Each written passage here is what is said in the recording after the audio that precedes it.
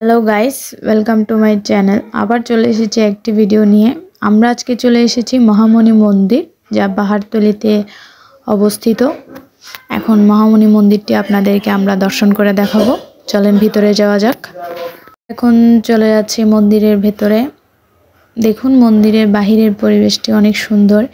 এখানে অনেক অনুষ্ঠান উদযাপন করা হয়, যেমন প্রবর্ণ পূর্ণিমা, নববর্ষের সময় এখানে অনেক বড় অনুষ্ঠান উদযাপন করা হয়। দেখুন পরিবেশটা অনেক সুন্দর দেখতে।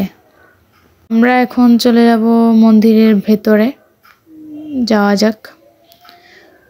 মন্দিরের ভেতরে অনেক বড় একটি বুদ্ধ রয়েছে, অনেক বিশাল। দেখুন, আপনাদেরকে ভিডিও করে দেখাচ্ছি বুদ্ধটি।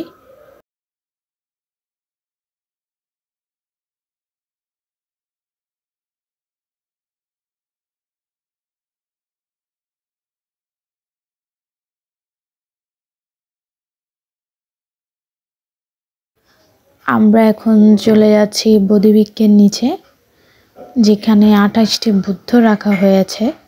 28টি বুদ্ধর নামও রাখা হয়েছে এখানে। চলুন দেখা যাক।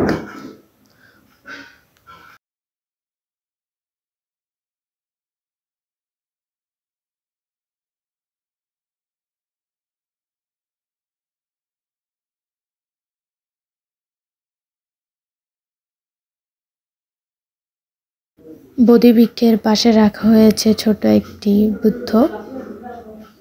অনেক সুন্দর করে রাখা হয়েছে দুটি বুদ্ধ। দেখুন,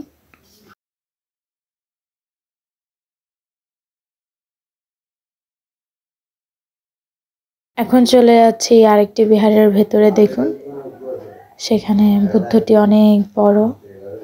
দেখতে দেখতে যেমন বড়, তেমনি দেখতে অনেক সুন্দর বুদ্ধগুলো। দেখুন,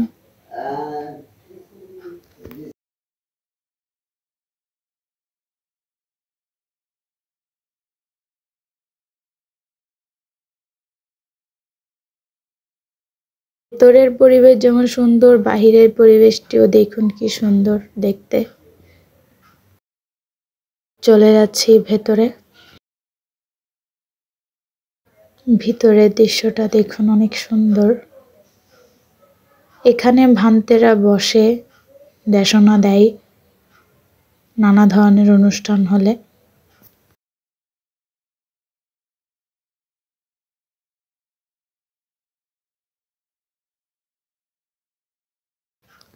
ওইটি হচ্ছে ভান্তেদের বসার স্থান। এখন দেখুন বাহিরের পরিবেশটি, তার মধ্যে রয়েছে আরো একটি বুদ্ধ।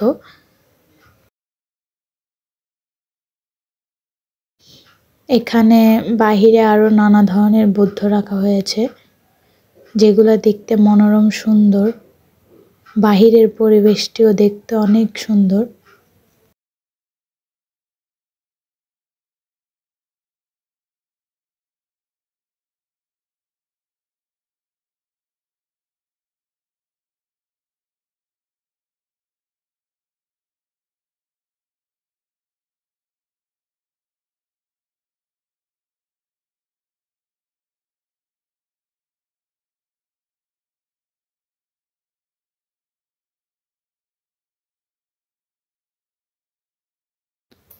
এখন দেখতে যাচ্ছি 28 বুদ্ধ, যেখানে 28টি বুদ্ধের নাম সহ আলাদা করে প্রতিস্থাপন করা হয়েছে।